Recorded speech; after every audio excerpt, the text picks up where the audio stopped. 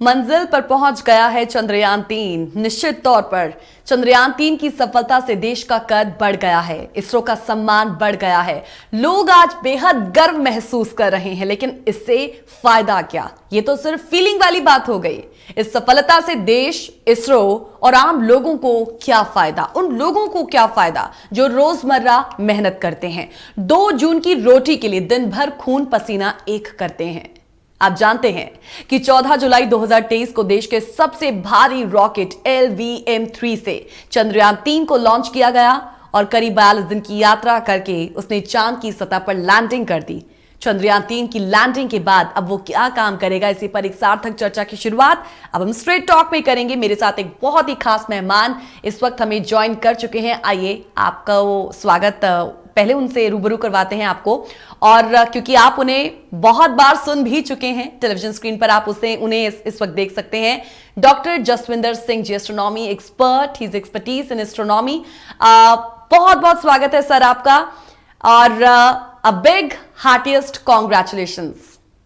आपका सर, ये कॉन्ग्रेचुलेशन इसलिए भी मैं बोल रही हूं क्योंकि आप जैसे जो शिक्षक हैं ना, वो जैसे आज जन जन तक, बच्चों तक खासकर ये जो है पूरी की पूरी जानकारी पहुंचाने की जिस तरीके से कोशिश कर रहे हैं, उन्हें कहीं प्रैक्टिकल नॉलेज दे रहे हैं, उन्हें मॉडल्स बना के दिखाने की कोशिश कर रहे हैं कि क्या है इसरो, क्या है इसरो के ये तमाम मिशंस। इसीलिए आप लोग भी बधाई के पात्र हैं। बच्चे आज बेहद जिज्ञासावश जो है सवाल भी करते हैं और इन मिशंस के बारे में जानने की कोशिश करते हैं। उनमें से एक आप भी हैं, तो स्वागत करते हैं आपका स्ट्रेट टॉक में। धन्यवाद है आपका।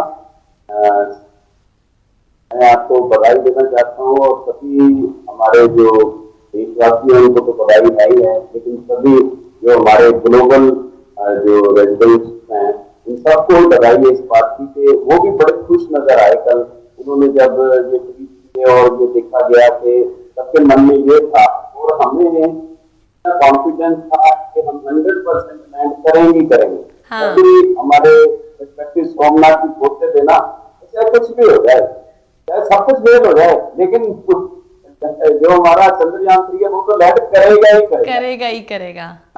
बिल्कुल। वाकई में ये एक ऐतिहासिक मूवमेंट था जो हमने एंजॉय किया कल 6:04 पर, और उसमें जो चंद्रयान-3 का जो सफर रहा 40 दिन का, बड़ा ही बहुत मजेदार रहा। लोग हमसे पूछते थे कि ये 4-5 दिन में पहुंचने वाली चीज जो है वो 40 दिन में क्यों पहुंचाई जाए, तो उसका मजा अब आया, अब पता चला। सही बात है।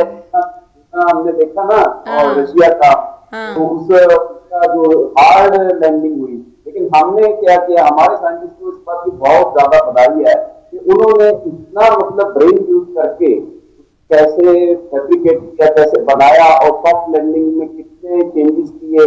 लेकिन वही बात है ना कि हर असफलता के बाद सफलता आनी ही आनी। Yes, this was I was going to say this कि वो जो कहते हैं ना कि असफलताओं से सीखो, हमने वही किया है। असफलता से सीख कर हमने सफलता का परचम आज लहरा दिया है। तो सर, मैं अभी आपने जिस जर्नी की आपने बात कही ना, बस मैं उसी जर्नी को समझना चाहती हूँ और आगे की जर्नी को समझना चाहती हूँ कि बहुत सारे लोगों के मन में सवाल यही है कि साउथ पोल को क्यों चुना गया? वो तो एक अंधेरा हिस्सा है, बर्फ से शायद ढका भी रहता है, जैसे पहले भी उसको लेकर जो कुछ जानकारियां निकलकर सामने आई हैं। तो भारत ने भी क्यों यही चुना? अब वहां पर आगे क्या होगा? किस तरीके से प्रज्ञान और विक्रम एक दूसरे से बात करेंगे, कम्युनिकेट करेंगे, किस डिवाइस से करेंगे? ये छोटे मोटे जो एक सवाल, छोटे मोटे माफ कीजिएगा, ये बड़े ये जो सवाल हैं ये हर एक के मन में है। जिज्ञासा भी बनी हुई है कि चलिए चांद पर तो पहुंच गए, लेकिन अब आगे क्या होगा? लेकिन सबसे पहले तो सर आपने जिक्र कर ही दिया है कि भारत के लिए ये जो कहीं उपलब्धि बहुत बहुत बहुत बड़ी हम सभी के लिए है। अगर मैं ये कहूं कि पूरी दुनिया के लिए भी एक बहुत बड़ी उपलब्धि है, तो इस पर आप क्या कहेंगे? दुनिया के लिए तो ये है कि इसमें जो हमारे शुरू हुए 59 से शुरू हुआ रशिया, फिर उसके बाद यूएस ने शुरू किया, फिर चाइना 13 से 2013 से चाइना ने शुरू किया, फिर हमने ये 2008 में, 2019 में और 2023 में तो फिर हमारा वो तिरंगा वहां पर पहुंच गया। तो बात ये है कि ये जो जो मून की सतह के ऊपर लैंडिंग हुई है ना, हाँ। ये इसलिए महत्वपूर्ण है कि ये हमारे से तकरीबन अगर लेमैन लैंग्वेज में बात करूं तो 4 लाख किलोमीटर, 3,84,400 किलोमीटर है।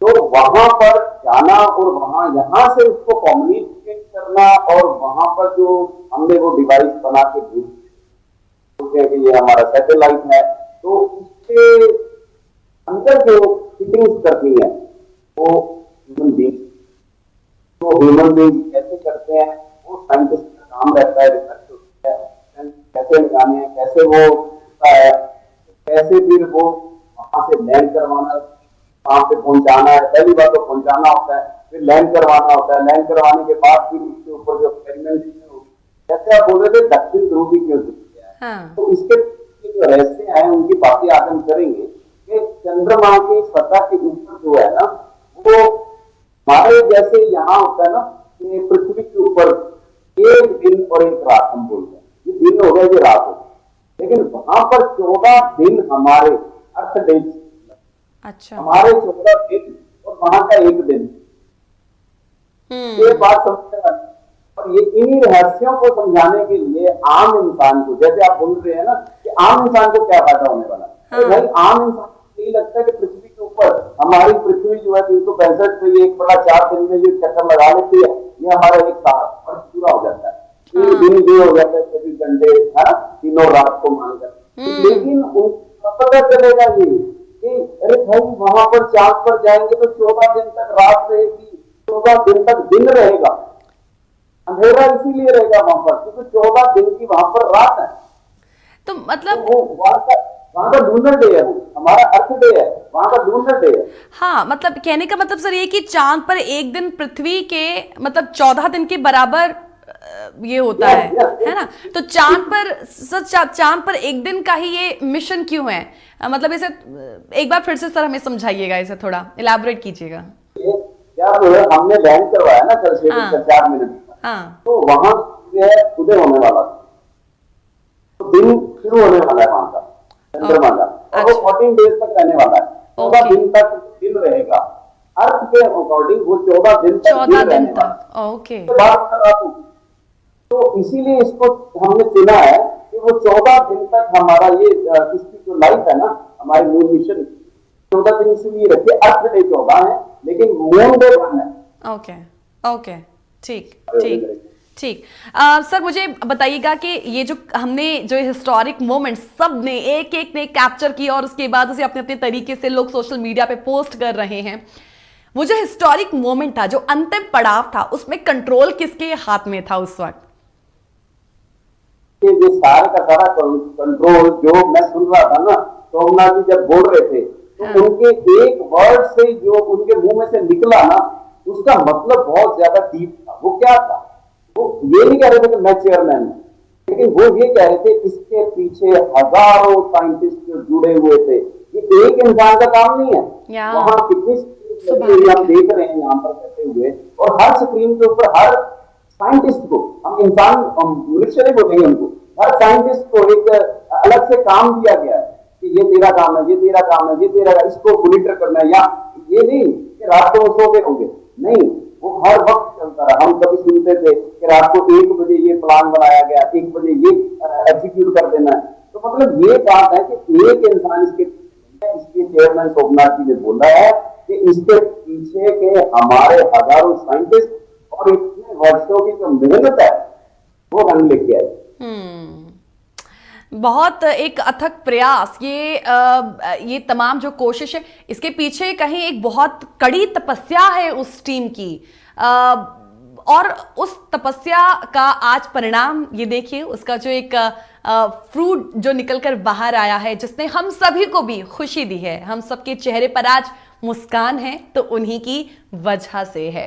ये जर्नी देखिए कहां से शुरू हुई और 23 अगस्त को जो है वो अंतिम पड़ाव पर सफलतम तरीके से पहुंची। चंदा मामा अपने घर को, ये तमाम जो बातें हैं वो हमें तब से ही सुनाई दे रही हैं जब से सफलतम लैंडिंग जो हुई है विक्रम की चांद पर, और अब चंदा मामा दूर के नहीं हैं। तो ये ऐसे 4 फेजेस थे, कहें टेक्निकल भाषा की जब हम बात करते हैं तो 4 ऐसे फेजेस थे जिनका पहले इस्तेमाल किया गया। और ये जो हम इतने दिनों से कह रहे थे ना कि सॉफ्ट लैंडिंग, ये सॉफ्ट लैंडिंग इतनी इजी नहीं होती है, ये इतनी आसान नहीं होती है, क्योंकि जानकारी है कि विक्रम लैंडर 10 किलोमीटर प्रति घंटे की रफ्तार से जो है चांद पर आकर बैठा है। और तब विक्रम लैंडर को जो है वो इतने बेहतरीन तरीके से बनाया गया था, इतनी सूझबूझ से बनाया गया था कि उसको जैसे चांद से मोहब्बत ही हो गई। मैं डॉक्टर जसविंदर सिंह जी का एक बार फिर से स्वागत करूंगी प्रोग्राम में। सर, ये सॉफ्ट लैंडिंग का जो हम बात कर रहे थे, मैं जानना चाहती हूं आपसे कि जिस जगह पर ये उतरा है, मतलब India is the first one south pole पर उतरने वाला, इस हिस्से में उतरना इतना डिफिकल्ट क्यों है? और दूसरी बात यह है कि ये जो कहीं दक्षिणी ध्रुव है, कहते हैं कि बड़ा रहस्यमयी है, ये ऐसा क्यों कहा जाता है? जी, तो बहुत अच्छे प्रश्न करते हो आप। तो यही तो बात जो आप शुरू कर रहे थे कि इसका फायदा क्या होने वाला है। सबसे बड़ा फायदा ये है कि हम लोगों को एक दूसरे के माध्यम से ये जानकारियां मिल रही हैं कि ये कैसे होता है, ये इतना कैसे हुआ, ये मून कितनी दूर है हमारे से। तो 4.5 बिलियन ईयर्स पुराना मून हमारा, जिससे आज हम बात कर पा रहे हैं, तो वो कौन सा माध्यम है? यही तो माध्यम है कि हमने वहां पर जाने की जो सपना लिया था, वो आज हमारा सपना पूरा हुआ है कि वो इतनी पुरानी जो हमारे पास एक सैटेलाइट है, जो नेचुरल सैटेलाइट है, उसके ऊपर हम जा पाए। जो आपने दक्षिण ध्रुव की बात की है, तो वो दक्षिणी ध्रुव जो है इतना रहस्यमय क्यों है और हमने उसको क्यों चूज किया है? सबसे पहली बात तो ये कि विश्व में जो हमने ये परचम लहराया हमारा, कि इंडिया ने सबसे पहला, विश्व का सबसे पहला कंट्री बनाई कि जो दक्षिणी ध्रुव के ऊपर लैंड किया जी। अभी तक कोई कंट्री लैंड नहीं कर पाया जी। वो बात अलग है कि ये मिशन में हमारा नंबर जो है वो 4th है, कि 4th country of the world we can say कि हम वहां पर जो है लैंड कर पाए हैं। हाँ। लेकिन दक्षिण साउथ पोल के ऊपर फर्स्ट वन है। तो उसके ऊपर जो ये बात आप कह रहे हैं ना कि रहस्यमयी क्यों है, क्योंकि उसके ऊपर जो क्रेटर्स हैं और उसके ऊपर शैडोड हैं, 14 दिन के लिए अंधेरा है वहां पर। वो अंधेरा जो है वो उसका एक बहुत बड़ा रहस्य है।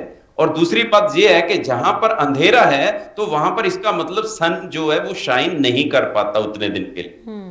जब कुछ सन शाइन नहीं कर पा रहा है तो सन से क्या आ रही है, हमारे पास रेज आ रही हैं, और जो वो रेज आ रही हैं वो उसमें जो इफेक्ट रहता है वो लाइट का भी रहता है और हीट का भी रहता है। और जो हीट वहां से मिलती है इंफ्रारेड रेज की फॉर्म में, वो उसके रास्ते में आने वाली हर चीज को गर्म कर देती है। तो इसीलिए जो मून का टेम्परेचर है वहां पर दिन के वक्त 127 डिग्री सेल्सियस तक हो जाता है। हमने ये पढ़ा है कि खास कंडीशंस में 100 डिग्री सेल्सियस पर तो वाटर जो है बॉयल करना शुरू कर देता है। लेकिन 127 डिग्री पर क्या हो रहा होगा, जस्ट आप समझ सकते हो कि अगर मैं वहां पर मून की सरफेस के ऊपर हाथ लगाना भी चाहूंगा तो हाथ जल जाएगा, हाथ जल जाएगा। ओके। तो बात ये है कि वहां पर, और जो रात का हम बोल रहे हैं वो टेम्परेचर -180 डिग्री सेल्सियस में, तो बर्फ तो हमारी जो पानी है जो बर्फ बन जाता है 0 पर, 0 से जरा सा माइनस हुआ तो वो मतलब पानी जम गया, बर्फ के रूप में आ गया।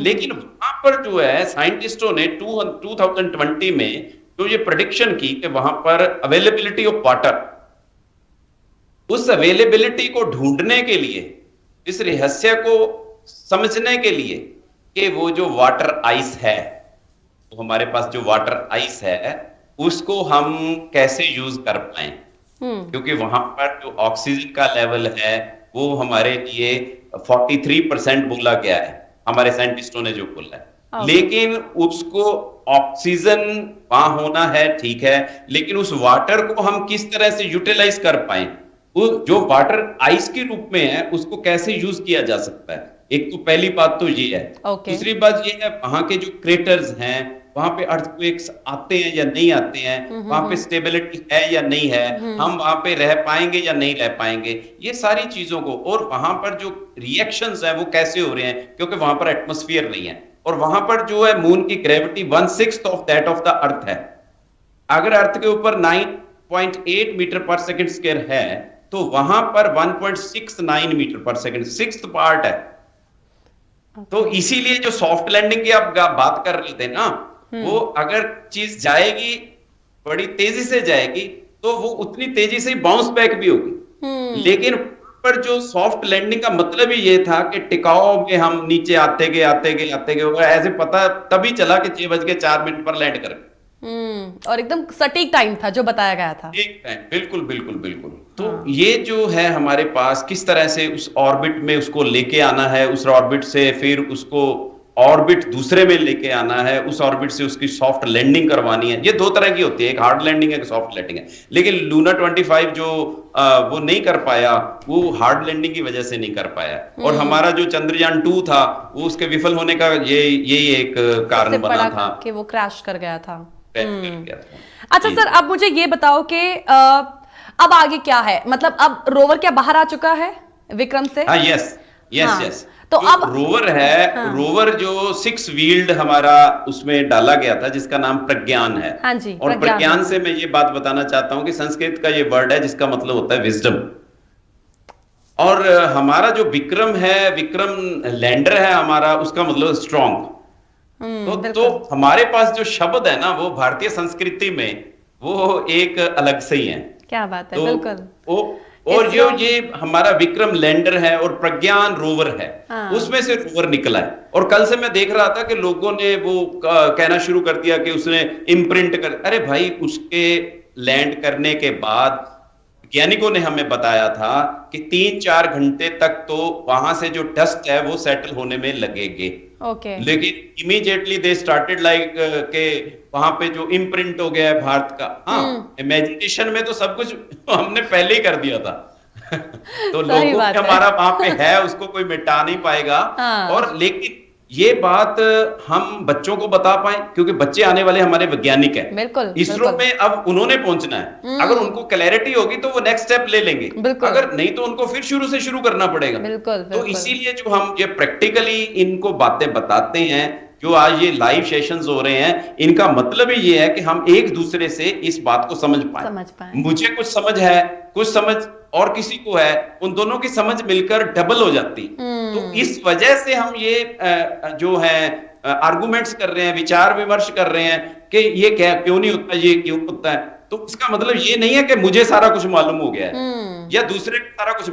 ये तो रहस्य हैं, बने रहते हैं, बने रहेंगे। उन्हीं को ही हम एक्सप्लोर करने गए हैं चांद पर। हाँ, तो इनको रिवील करना है हमें कि इसके पीछे क्या है। जितनी हमारी समझ काम करती है उसके मुताबिक हम उसका आंसर ढूंढ लेते हैं। लेकिन हमारे साइंस में ये एक बड़ी ब्यूटी है इस बात की। कुछ साइंस के जो साइंटिस्ट हैं वो यही बात कहते हैं कि अब तक जो हम कह रहे हैं वो ये सच्चाई है, और आज इसके 1 सेकंड, फ्रैक्शन ऑफ सेकंड के बाद क्या हो जाए हम नहीं बता पाएंगे। लेकिन वो प्रेडिक्शंस हम प्रेडिक्शंस करने लग गए। वो प्रेडिक्शंस कैसे होती हैं? With the help of these projects. ये जो मिशंस हम चलाते हैं की वजह से हम ये सारा काम कर पाते हैं। कैसे यहां से इसको हमने शूट किया, प्रोपेल किया और वहां पे गया, और इतनी दूरी से कैसे। बच्चे के मन में ये प्रश्न रहता है कि सर ये कितनी देर में वो बात कर लेते होंगे आपस में। हाँ, वही जो लैंडर है, हाँ यहाँ धरती से, पृथ्वी से बच्चों के नहीं सर, ये बड़ों के भी सवाल हैं, ये बड़ों के भी सवाल हैं। देखिए, ये जो है सारे का सारा जो हमारे मार्कोनी हुए हैं, ठीक है, साइंटिस्ट हुए हैं, बहुत से साइंटिस्ट हुए हैं, किन किन का नाम लूं, लेकिन उन्होंने जब ये बताया कि ये इलेक्ट्रोमैग्नेटिक वेव्स जो हैं वो चलती हैं। जो इलेक्ट्रोमैग्नेटिक वेव्स हैं इसमें इलेक्ट्रिक फील्ड भी रहता है और मैग्नेटिक फील्ड भी रहता है। तो रेडियो वेव्स दोनों एक दूसरे के परपेंडिकुलर, दोनों एक दूसरे पेंडिकुलर रहते हैं। तो वो जो मैग्नेटिक और इलेक्ट्रिक फील्ड की वजह से इसकी जो स्पीड है वो 3 लाख किलोमीटर 1 सेकंड में है। तो हमने तो 3,84,000 किलोमीटर जाना था। तो जस्ट 1 सेकंड से थोड़ा सा ज्यादा उसमें गया हमारा मैसेज, और 1 सेकंड में ही वापस आ गया। With in 2 or 3 seconds you can say we can communicate with the lender। और ये कम्युनिकेशन कैसे पॉसिबल है? जब प्रज्ञान जो है बाहर आया, और बाहर आने के बाद वो फिर लैंडर से जुड़ा और वो मैसेज लैंडर को भेजेगा। लैंडर हमें पृथ्वी पे भेजेगा और पृथ्वी से हम लैंडर पर भेजेंगे, लैंडर रोवर को कांटेक्ट करेगा। तो ये सिस्टम चलता रहेगा। तो कहने का मतलब है कि अब देखिए लैंडर से रोवर बाहर आ गया है, प्रज्ञान रोवर, और अब वो इलेक्ट्रोमैग्नेटिक वेव्स यानी कि उस रेडियो वेव्स के माध्यम से they are talking to each other, और उसके बाद वो सारी की सारी इंफॉर्मेशन जो है वो इसरो सेंटर में भेजी जाएंगी। इन नटशेल यही है कहने का मतलब। विक्रम की हम बार बार बात कर रहे हैं सर, अब विक्रम का आपने वो जो मतलब भी बताया है। आज विक्रम साराभाई जो इसरो के फाउंडर हैं वो भी जहां कहीं भी होंगे आज बेहद खुशी महसूस कर रहे होंगे, if I am not wrong. लेकिन जो विक्रम साराभाई हमारे जो इसरो के संस्थापक रहे हैं, वो डॉक्टर विक्रम साराभाई, उनका नाम विक्रम का संस्कृति में मैंने शब्द का जो सुना आप है ना बताया, तो ये है कि उनको तो गर्व हो ही रहा है, हमें इतना गर्व हो रहा है कि उन्होंने जो सपना लिया था उस वक्त इसरो को एस्टेब्लिश करना और आज के दिन तक पहुंचा देना और सफल लैंडिंग करवा के मून के ऊपर परचम लहरा देना, ये बहुत बड़ी बात है, बहुत बड़ी बात। सर आज जो हम बात कर रहे हैं ना, मैं उससे तो इतना हम समझ ही चुके हैं कि ये भारत के लिए कितना इंपॉर्टेंट है, उतना ही ये दुनिया को भी इसने किस तरीके का मैसेज दिया है। लेकिन मैं ना हम आखिरी सेगमेंट में हम इस पे बात करना चाहेंगे, क्योंकि हमने आम लोगों की बात की है। बहुत सारे लोग ऐसे भी हैं जिनका ये कहना है कि देश में बहुत सारी समस्याएं हैं, जैसे कि गरीबी और भी बहुत सारी ऐसी समस्याएं हैं जिन पर हमें ध्यान देने की ज़रूरत है। तो कहने उन सभी के एक सवाल कि हमने ये मिशन सफल अंजाम तक पहुंचा दिया, लेकिन इससे आम जनता को किस तरीके का फायदा हो। हालांकि हमने बीच में इसका जिक्र किया, लेकिन मैं चाहूंगी कि आप उस पर्सपेक्टिव को भी बेहद सरल शब्दों में हमारे साथ साझा करें, उस पर हम बात। चंद्रयान 3 की सफलता से देश का आज कद बढ़ गया है, हम सभी का कद बढ़ गया है, इसरो का सम्मान बढ़ गया है, और हम इसके लिए थैंक्स कहते हैं इसरो को for giving us a reason to smile, that proud smile. लोग आज गर्व महसूस कर रहे हैं, लेकिन इससे फायदा क्या? ये तो सिर्फ फीलिंग वाली बात हो गई। इस सफलता से देश, इसरो और आम लोगों को क्या फायदा, देश को क्या फायदा, इसरो को क्या फायदा, ये हमने जाना। लेकिन सवाल ये भी है कि इससे आम लोगों को किस तरीके का फायदा होगा, उन लोगों को क्या लाभ होगा जो रोजमर्रा मेहनत करते हैं, 2 जून की रोटी के लिए दिन भर खून पसीना एक करते हैं। सम्माननीय डॉक्टर जसविंदर सिंह जी इस वक्त हमें ज्वाइन किए हुए हैं। आइए एक बार फिर से उनके पास आपको लिए चलते हैं। डॉक्टर जसविंदर सिंह जी, ये जो सवाल बहुत से लोगों के कि ठीक है हम बड़े बड़े मिशंस को पार कर रहे हैं, सफल अंजाम तक पहुंच रहे हैं, लेकिन जो देश की समस्याएं हैं क्या ये खत्म हो जाएंगी?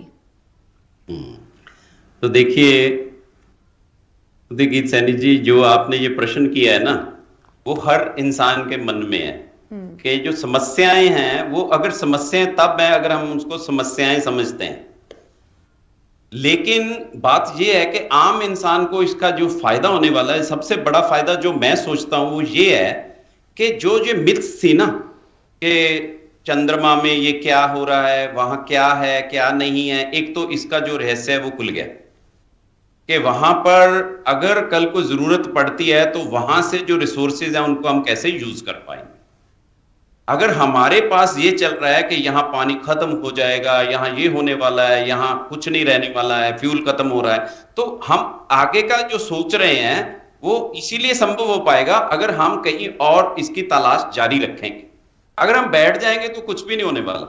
तो इसलिए हमारे पास जो हमारे प्रोजेक्ट मिशंस हैं उनके माध्यम से हम ये चीजें ढूंढ लेते हैं। जो आप रुपयों की बात करते हैं कि पहले से हमारा बड़ा गरीब देश है, लेकिन गरीब कहने का है, लेकिन हम दिल से बहुत अमीर हैं और पूरे विश्व में number 1 country of the world बन गए हैं।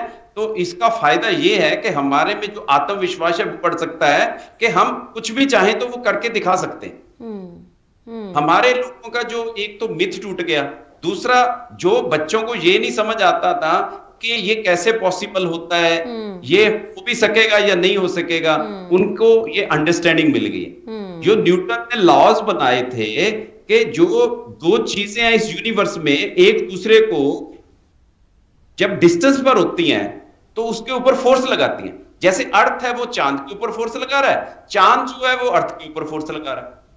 उनकी फोर्स की वजह से ही ये सारा काम चल रहा है। जो टाइड्स आते हैं अर्थ के ऊपर वो पॉसिबल इसीलिए है कि हमारा जो नेचुरल सैटेलाइट मून है वो वहां पे अर्थ के इर्द गिर्द घूम रहा है। वो टाइड्स का आना इसीलिए पॉसिबल है। तो ये जो चीजें हम पढ़ाते हैं उसमें बच्चों को ये पता चल रहा है। बच्चों को पढ़ाया गया F is equal to capital G m1 m2 upon r square. वो पढ़ाने मात्र नहीं है, अब उनको समझाने मात्र हो गया हमारे इस मिशन के माध्यम से कि एक अर्थ है, एक मून है। अर्थ का जो मास है 6 × 10⁻24 किलोग्राम है। जो मून का जो मास है वो 7.3 × 10⁻19 किलोग्राम है। वो उनको जब पता चलेगा कि इसकी वैल्यू वहां पे पुट करते हैं, इनका डिस्टेंस जो है वो 3,84,000 किलोमीटर है, वो आर की जगह पुट करते हैं, कैपिटल जी की वैल्यू हमारे पास रहती है 6.67 × 10⁻11 न्यूटन मीटर स्क्वायर पर किलोग्राम स्क्वायर, उसको पुट करते हैं तो हमारे पास फोर्स कितनी लग रही है हमारे अर्थ और मून के बीच में वो पता चल जाती। और बच्चे को ये थ्योरी मात्र पढ़ा देना कि ये लॉ ऐसे काम करता है, ऐसे करता है, उसको इस माध्यम से समझा देना, इन बातों से उसको समझ आएगी, अच्छा ये जो न्यूमेरिकल में करता था, अच्छा इस तरह से होता है ये सारा काम। तो ये सबसे बड़ी बात है कि एक बच्चा जो साइंटिस्ट बनने जा रहा है उसको पहले से ये बातों में समझ आ जाएगी कि अच्छा ये ऐसे होता था, ये जो हमें पढ़ा था। बच्चे अक्सर बाद में ये प्रश्न करते हैं बड़े होकर कि सर इसका फायदा क्या होने वाला है हमें, ये फार्मूले जो आपने पढ़ाए थे साइन थीटा कॉस थीटा, ये क्या, ये पीछे नहीं छोड़ रहे हमारा। लेकिन भाई इन्हीं की वजह से आज पता चला कि ये 70 डिग्री कहां होगा, ये 60 डिग्री कहां होगा, इसकी वैल्यू कितनी होगी। अगर ये पॉसिबिलिटीज ना हो, ये हमारे पास पढ़ाई ना हो, तो हम तो कभी कहीं जा ही नहीं सकते। हम तो घर से बाहर नहीं निकल पाएंगे। अगर हमारे पास गाड़ी है और गाड़ी का मैकेनिज्म हमारे पास चाहे समझ में नहीं है लेकिन उसको चलाना आता है, बाहर तो जा सकते हैं। लेकिन अगर मैकेनिज्म भी पता होगा तो एक गाड़ी से दूसरी गाड़ी में शिफ्टिंग, जैसे हमारे साइंटिस्ट कर रहे हैं कि अब पेट्रोल खत्म हो जाएगा, अब डीजल खत्म हो जाएगा, उसको सीएनजी पे कर दिया है। अब सीएनजी के बाद हमारे पास जो है हाइड्रोजन फ्यूल है, उसको यूटिलाइज कैसे करना है, पानी से गाड़ियां चलने लगी हैं, तो ये कैसे पॉसिबल होगा। इसी तरह से ये आम इंसान को यही फायदा होने वाला है कि उसको ये पता चलेगा कि ये काम ऐसे भी हो सकता था। तो कितने को इससे रोजगार में, जैसे ही आप बात करते हैं ना कि इतना पैसा, और मैं ये फिर बार बार बताता हूं, अपने स्टूडेंट्स को बताता हूं, सबको बताता हूं कि सिर्फ मात्र 615 करोड़ रुपए में जो हमने ये करके दिखाया है, उसके सामने पूरा वर्ल्ड हमारे आगे झुक गया है। यार कमाल है। 1969 में जब अपोलो 11 गया तो $1,85,000 मिलियन का खर्चा होता है, तो ये मात्र 615 करोड़ रुपए में इतना बड़ा प्रोजेक्ट कर दिया इंडिया ने। तो ये जो हम कहते हैं कि मेरी पॉकेट में 10 रुपए हैं, लेकिन उसमें से मैंने 1 रुपया एक साइड पे रख दिया कि भाई ये किसी परोपकार के लिए रखता हूं, किसी के काम आएगा जी। तो वो मात्र 615 करोड़ रुपए, उसको ऐसा मत समझें कि ये बहुत ज्यादा अमाउंट है। हमारे 140 करोड़ भारतीयों के लिए 615 करोड़ रुपए तो मात्र एक अमाउंट बनता है। तो उससे अगर हम इतना बड़ा परचम लहरा पाए हैं, पूरे विश्व में लोहा मनवा पाए हैं, तो एक बहुत बड़ी बात है। हर वो आम इंसान भी गर्व से कह सकता है कि मैं भारतीय हूं और हम चंद्रमा पर विजयी हैं। और बहुत बड़ी बात है, हम कह रहे हैं आज वो। जी। सर मैं आपसे एक लास्ट क्वेश्चन करना चाहूंगी कि आई एम वेरी श्योर हमारे लिए तो ये कल का दिन है, लेकिन हमें इस वक्त जो व्यूवर्स देख रहे हैं उनके लिए आज अभी भी 23 तारीख ही है। आपने कल अपने स्कूल के बच्चों के साथ जो है ये पूरी लाइव स्ट्रीमिंग देखी होगी, ने समझाया होगा, बच्चों के चेहरे पर किस तरीके की जिज्ञासा आपने देखी, आपने क्या महसूस किया उस वक्त, क्योंकि यही बच्चे आने वाले वैज्ञानिक हैं हमारे। बिल्कुल बिल्कुल सही बात है कि जब बच्चों से मैं रूबरू हो रहा था ना, तो बच्चे मेरे पास 800 के करीब बच्चे बैठे हुए थे।